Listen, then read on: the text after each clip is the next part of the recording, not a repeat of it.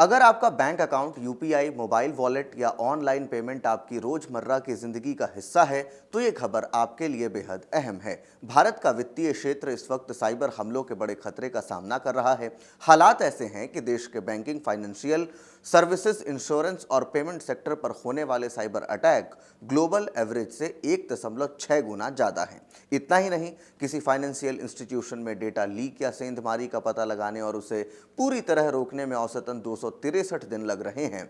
Electronics और सूचना प्रौद्योगिकी मंत्रालय CERT इन CSIRT FIN और साइबर सिक्योरिटी कंपनी SISA की संयुक्त डिजिटल थ्रेट रिपोर्ट 2025-26 के मुताबिक साल 2025 में भारत के वित्तीय क्षेत्र पर 29 लाख साइबर हमले दर्ज किए गए, जबकि साल 2021 में यही आंकड़ा 14 लाख था। यानी सिर्फ 4 साल में साइबर हमलों की संख्या दोगुने से भी ज्यादा हो गई है।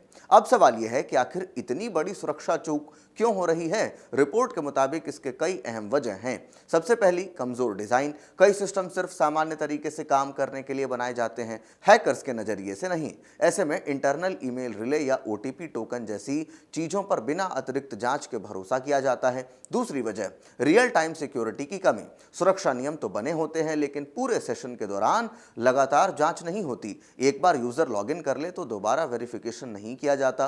तीसरी वजह, कमजोर संकेत। बैंकिंग ऐप्स के API और दूसरे लॉग्स आपस में ठीक तरह से जुड़े नहीं होते, जिससे हैकर्स की शुरुआती संदिग्ध गतिविधियां समय रहते पकड़ में नहीं आती। और चौथी वजह, धीमी प्रतिक्रिया। साइबर अटैक होने पर सिस्टम के पास उसे तुरंत रोकने या ऑटोमेटिक तरीका नहीं होता और कार्रवाई पूरी तरह मैनुअल रहती है।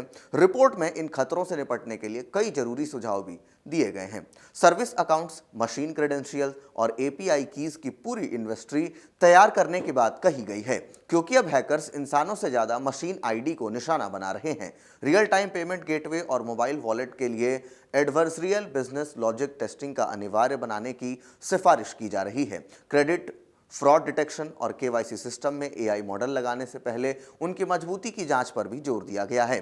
सिर्फ OTP या पासवर्ड तक सीमित रहने की बजाय पूरे ट्रांजैक्शन के दौरान यूजर के व्यवहार और डिवाइस की लगातार निगरानी करने की सलाह दी गई है, क्योंकि अब वित्तीय संस्थानों का डेटा क्लाउड पर है। इसीलिए समय समय के ऑडिट की बजाय क्लाउड आइडेंटिटी और एक्सेस मैनेजमेंट की रियल टाइम मॉनिटरिंग जरूरी बताई गई है। इसके अलावा इंटरनेट पर बैंक के कौन से सर्वर या पोर्ट खुले हैं, इसकी रियल टाइम इन्वेंट्री रखने, प्रिविलेज्ड यूजर्स के जरिए पासवर्ड वाली सुरक्षा अपनाने और भविष्य में क्वांटम कंप्यूटरों से पैदा होने वाले खतरों को देखते हुए लंबे समय तक सुरक्षित रखने के वाले वित्तीय डेटा के लिए अभी से क्रिप्टोग्राफिक माइग्रेशन की योजना बनाने की भी सिफारिश की गई है। यानी साफ है, जैसे जैसे देश का वित्तीय सिस्टम तेजी से डिजिटल हो रहा है, वैसे वैसे साइबर खतरे भी पहले से कहीं ज्यादा बड़े होते जा रहे हैं।